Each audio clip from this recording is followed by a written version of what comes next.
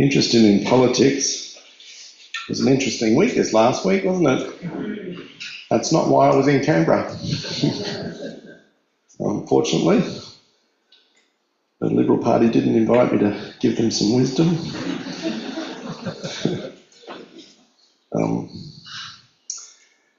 Interesting times, aren't they? Interesting times, even within the world that we live today. But please just remember, in fact, remember this, if you remember nothing from today's sermon, you have nothing to fear in Jesus. You have nothing to fear in Jesus. Don't need to worry about the newspapers, social media, all of that stuff. With Jesus. The German industrialist and opportunist moved to Krakow some time ago in 1939, which is some 30 years before I was born, at the beginning of World War II, and joined the Nazi Party, supporting the Nazi territorial aggression against Czechoslovakia and Poland in order to profit from the German war machine. So it wasn't a political thing, it wasn't an ideology thing, he just wanted to make money. A former German spy, so he had worked for them, but again, it seems more for his own benefit. He had many extramarital affairs, mismanaged his money, and failed to pay back loans. And ultimately bought a formerly owned Jewish factory which had been taken from the Jews by the Nazis, and then used the Jews from the Krakow ghetto as cheap labour for his factory. His focus was on maximising production, personal wealth, which he did through bribing German officials, building relationships with high-ranking SS officials. In March of 1943, under the direction of SS authorities and German police leaders, 2,000 Jews were deemed unfit for labour, and they were then simply shot in the streets and in the ghetto. 8,000 Jews were deported to the Plaslow labour camp, and nearly 3,000 Jews were taken to Auschwitz. Has anyone here been to Auschwitz? Yeah. It's a very moving experience, isn't it? Of these, 499 men and 50 women were selected for forced labour, and the remaining 2,450 individuals were sent directly to the gas chambers as soon as they arrived. This action marked the violent end of the Krakow ghetto. And this event, it seems, initiated the moral transformation of this German industrialist. As he witnessed the brutal liquidation of the ghetto and the escalating atrocities and cruelty exhibited by Goth, the commandant of the Plaslow concentration camp, the German industrialist's focus shifted from profit to protection. Using all his financial resources, he began actively shielding his Jewish workers, designating them as essential skilled labourers to the war effort. And this move protected them from deportation to extermination camps. He spent enormous sums on bribes. So even though he'd sort of moved morally, he was still acting and working in the shadows. He was still bribing SS officials, but now he was bribing them motivated by a different reason, a different cause. He was doing it to ensure his workers were spared from abuse and execution. And as the war turned in 1944, the Nazis began transporting prisoners to Auschwitz. The German industrialist convinced the authorities to allow him to relocate his factory to Brunn-Litz. To facilitate this, he and his accountant, surnamed Stern, compiled a document listing 1,200 Jewish men, women and children. And these individuals were all saved from almost certain death. The German industrialist exhausted his entire fortune, providing food and safety for his workers until the war's end. The factory ended up being a humanitarian enterprise disguised as a war machine. And after the war, the 1,200 lives he saved honoured him, leaving behind a profound legacy of grace, redemption and courage.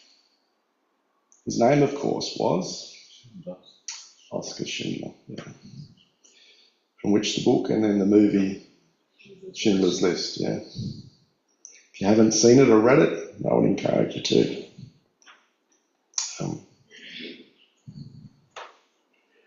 As Christians, we talk about the road to Damascus experience, yeah? You've heard that phrase?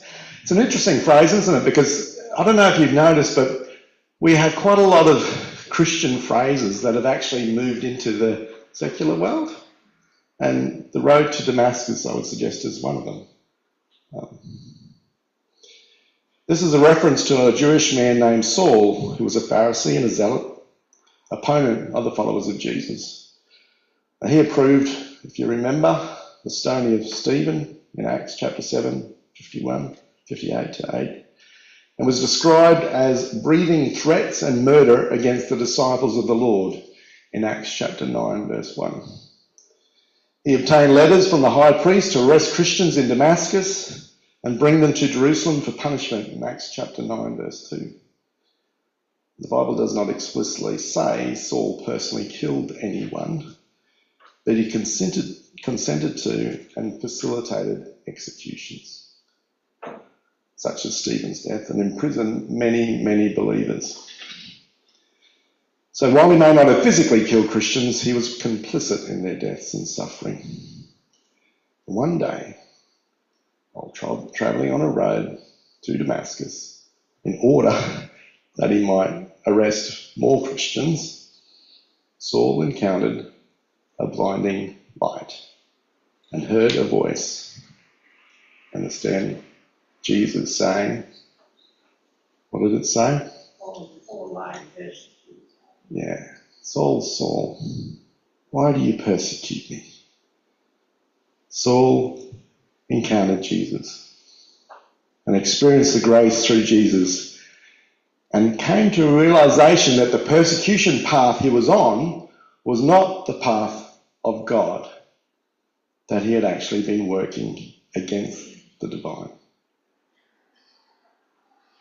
Temporarily blinded, Saul was led into Damascus, whereupon Ananias, who served as a Jewish high priest, now follower Jesus, restored Saul's sight and then baptized him.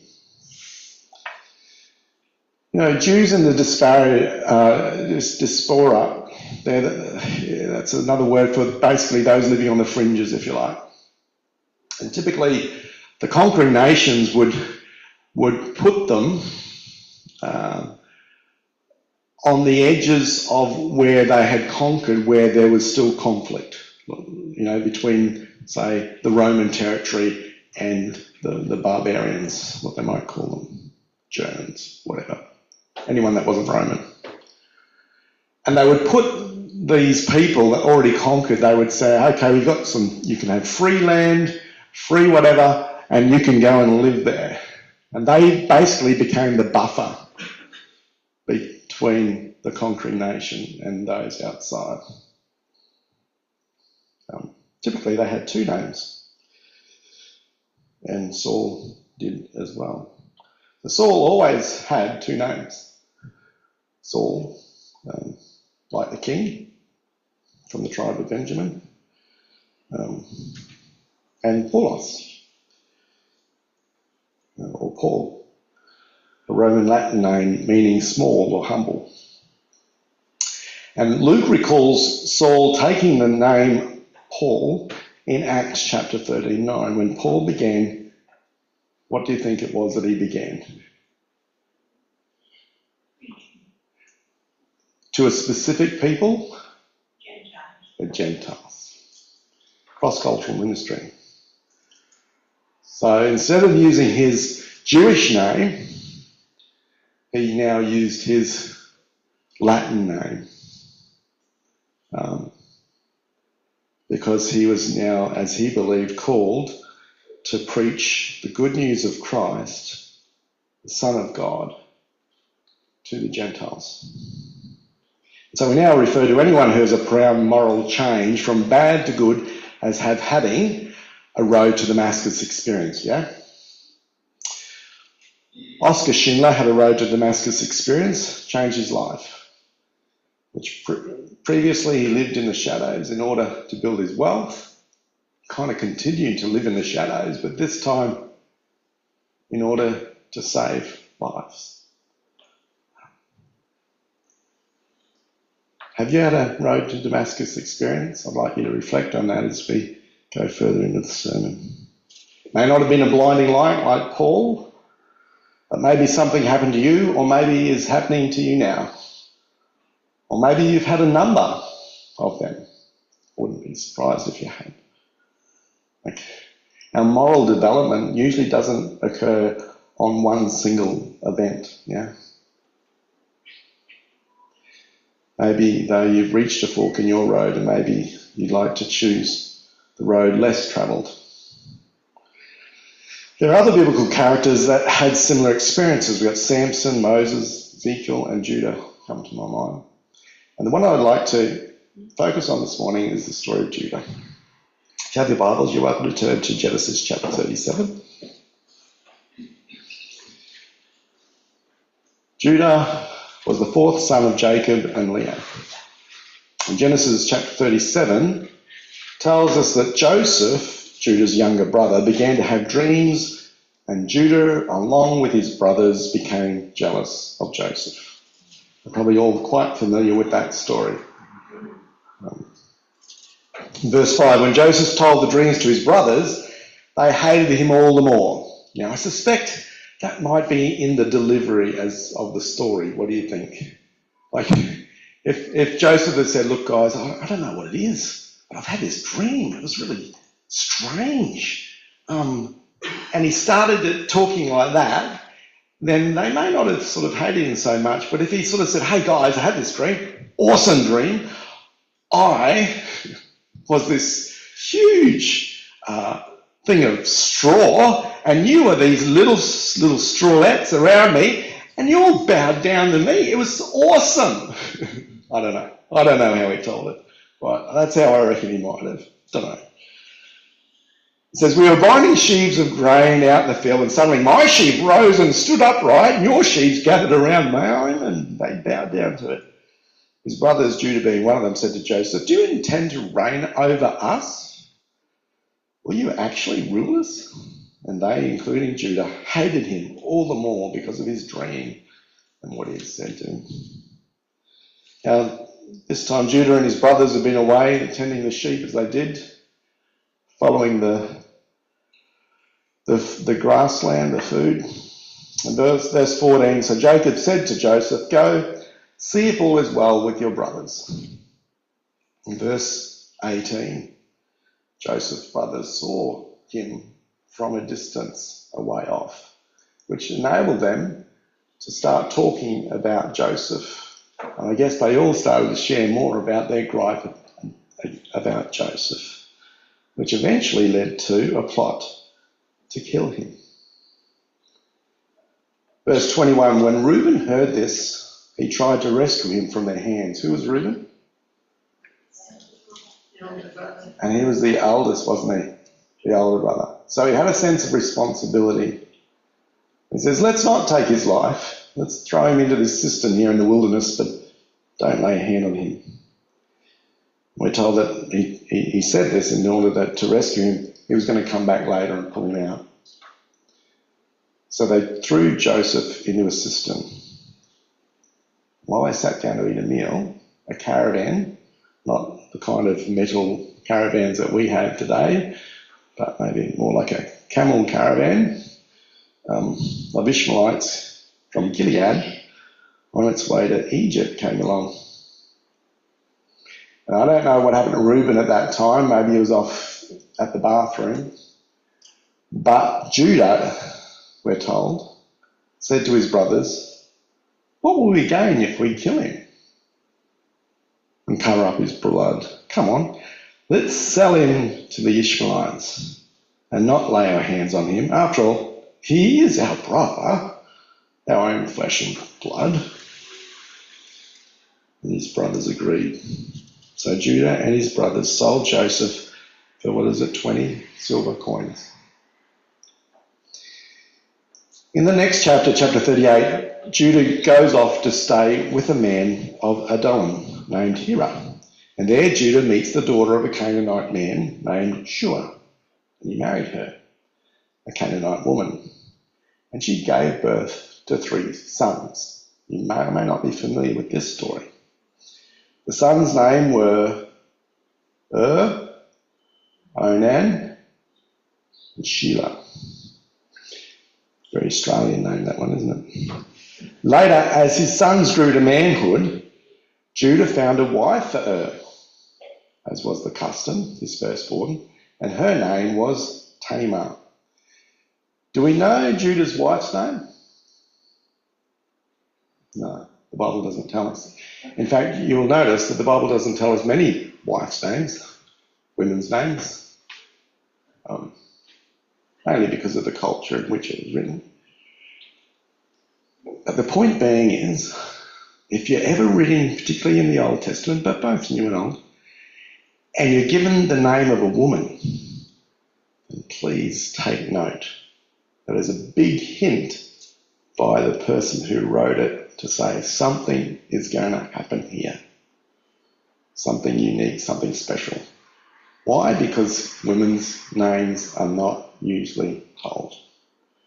So we're given the name of Judah's daughter-in-law, but not his wife. What's going to happen here with Tamar? We are told that was wicked. That's all. He was just wicked. So we're told in verse 7, the Lord put him to death.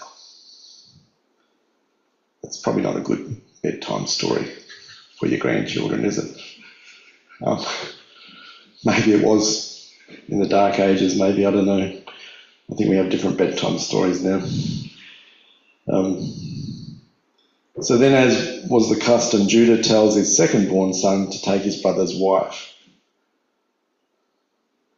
So why was that? Well, in those days, they didn't have social security like we do today. And in those days, the land was transferred typically from male to male. So Onan, though, did not want to conceive a child with Tamar. Why? Does anyone know that? Why didn't Onan want to conceive a child with Tamar? Because he wanted his own son to be the heir, not his brother's. Yes, you're on the right track. It's his child, his brother's. It wouldn't, even though he was the biological father, he would not be known as being the father when it came to the distribution of the estate.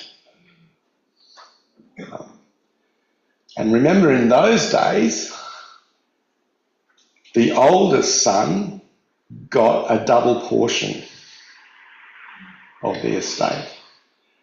So that means this son, if he had a child to Tamar, that child, if it was a boy, would take twice that of which his own biological would have taken. So what did he do? He deliberately avoided conception, we're told, by withdrawing during copulation. And interestingly, and I'm not having a go at our brothers and sisters in the Catholic community, but they've come up with interesting theological material based on that, which I would suggest is not actually what this text is about at all. It's about someone wanting to keep stuff in his family.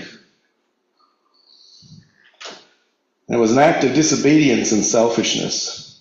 It violated family and covenant obligations. And so what happened to him? God put him to death. He died. And Judah then tells Tamar that she is to remain a widow in her father's household until my son Shelah grows up. So obviously Shelah was quite a bit younger. Judah's hope was that nothing more would come of Tamar, that she would disappear into the background somehow, being extended family kind of thing, and just maybe become a woman in the tent that, does womanly things like cooking and cleaning and whatever. We're talking about some 3,000 years ago. Is that okay?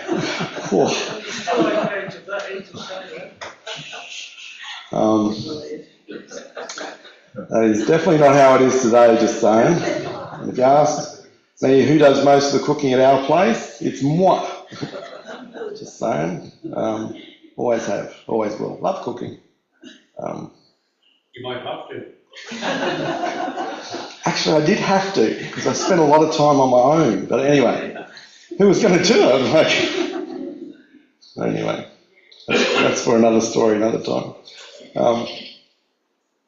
And he thought, we're told in verse 11, that if his other son, his third son, would marry Tamar, that he too would go the same way. And he didn't want that, because he only had 3 sons. And verse 12 tells us that after a long time, Judah's wife died. So it seems Judah's son Shelah was now of marrying age, but Judah did not offer Shelah to Tamar or Tamar to Shelah as the wife, as was the custom and tradition to do. So what does Tamar do? She's obviously quite a resourceful woman, independent. She deceived Judah. She presents herself as a prostitute. Now just note this, please. In our society today, if one of us here went to a prostitute, a bloke, who would we say was the worst of those people, the prostitute or the man amongst us here that went to the prostitute? I would suggest the man, yeah? We would say, and we would be more understanding of the prostitute, but we'd be more judgmental of the man, I would think. When you read this story, where does it say in the text that Judah is criticised in any way for taking a prostitute? It's not there. It's not there. So was it normal practice? We live in different cultural times. Yeah, still that's cultural. This is very patriarchal cultural times. Yeah, but cultural, but not according to God's instruction in the laws. No, certainly not. Yeah, culture is one thing. Yeah. So I just want to challenge you a little bit to, when you read the text and read the stories in the Old Testament, really read them and look at them and think about them. Because sometimes all we know is maybe what we were told when we were reading our Bible stories as a child. And let me just say, they were well reducted. The story of Tamar, well reducted. So she presents herself as a prostitute to Judah. Judah has intercourse with her. Tamar keeps Jacob's seal, cord and staff. And she can do that because he probably just fell asleep, didn't he? He didn't have enough money to pay her. And she keeps...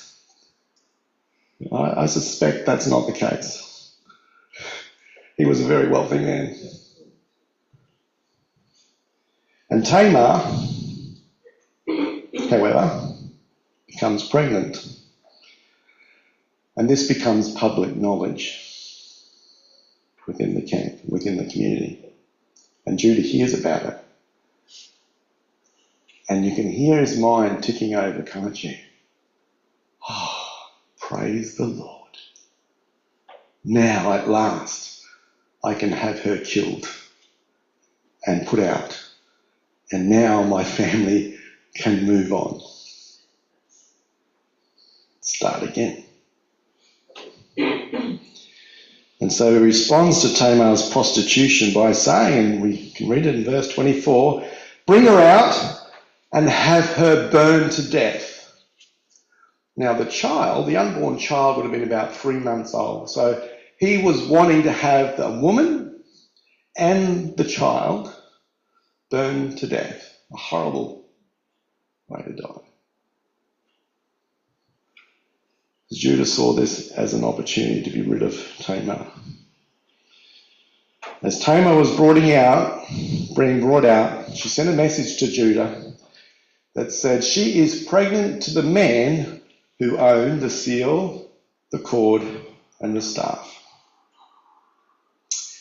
So she had a plan, didn't she? Right from the get-go. She had a plan. A bit like that mushroom lady in Tasmania. She had a plan. And we're told in verse 26 that Judah recognised them, and to his credit, he says, she is more righteous than I. I wouldn't give her to my son Sheila.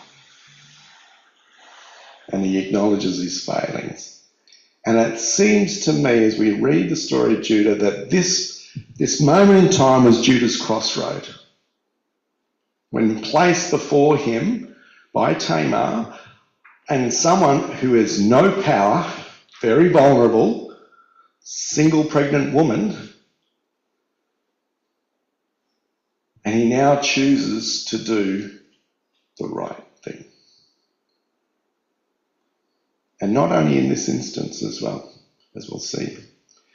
Judah's story begins again in chapter 42. There's a famine in the land of Canaan, so Jacob instructs all his sons except Benjamin to go and get grain. And during their first trip for supplies, Simeon was kept as a hostage by the vizier. You're probably all familiar with this story as well. We know that the vizier's name is Joseph, because we're told that in the narrative earlier on. But he remains unknown to the brothers. They don't know. But we know. The vizier made it clear that they were not to return without their brother Benjamin. And when the need arose to get grain again, and the brothers came together and said, hey, Dad, we're going to have to go to eat. We're going to starve. The whole camp's going to starve. We need food.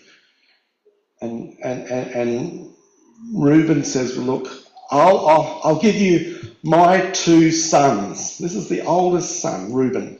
This is what he says to Dad.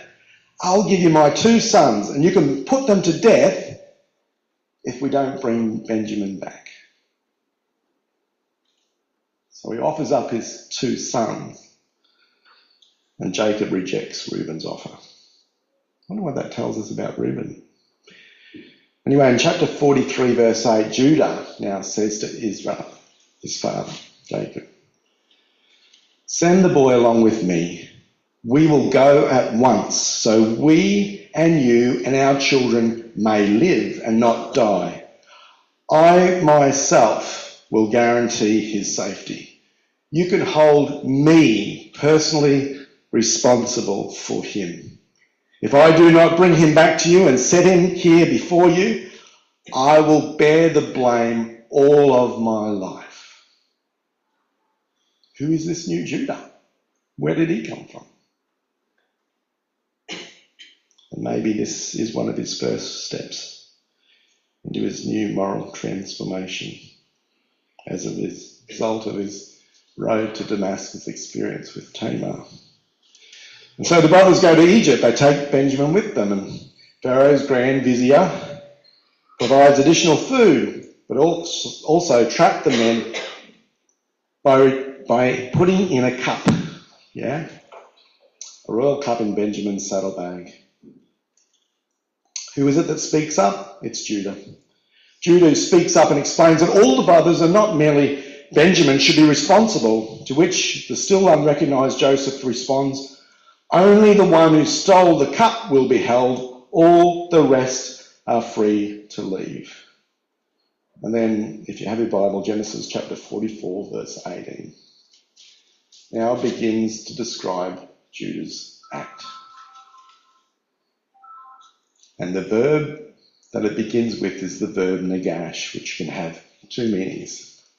It can mean conflict, or it can mean come close to. And so it's a bit ambiguous as to what Judah intends. But we see that Judah steps forward. He doesn't look back and see what his brothers are doing. He doesn't ask them to, hey guys, what do you think we should do? What? No. He simply steps forward alone. He approaches the Pharaoh's representative and he talks about the pledge that he had personally made to his father. He gets closer to the authority, who now claims Benjamin cannot leave. And now we see that Judah, the Judah of Genesis 44:18, is not the same Judah of Genesis chapter 37, who encourages his brothers to sell Joseph into slavery. Nor is he the widower who buried two sons but refused his daughter-in-law the right to her identity. Judah did not step forward to apologise. He stepped forward out of the shadows of indifference that had previously defined him in order to protect Benjamin.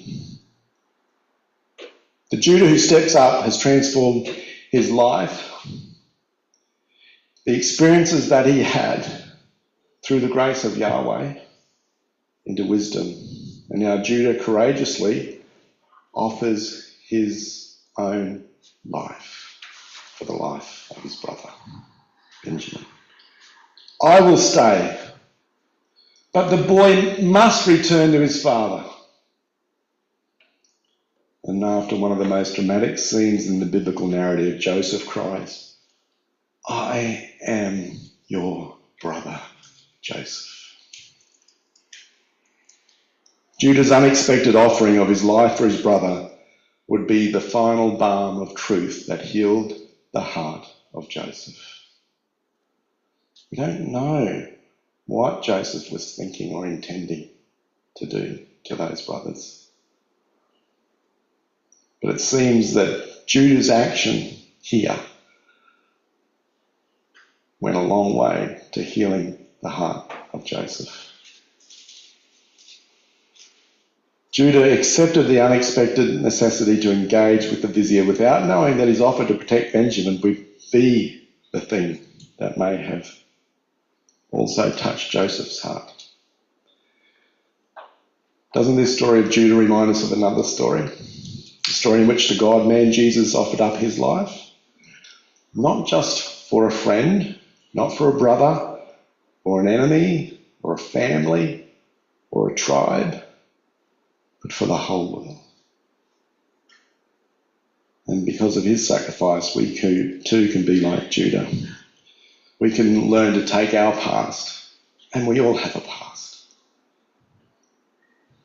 and use it to reflect on more than just our own negative experiences. And if we're willing, we can allow the Spirit to challenge ourselves to make our past to be a resource for healing and for growth, not for revenge and self-pity.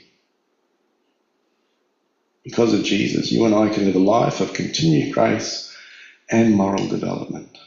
We can step out of the shadows of shame and into the light of a saved relationship with Jesus. Amen.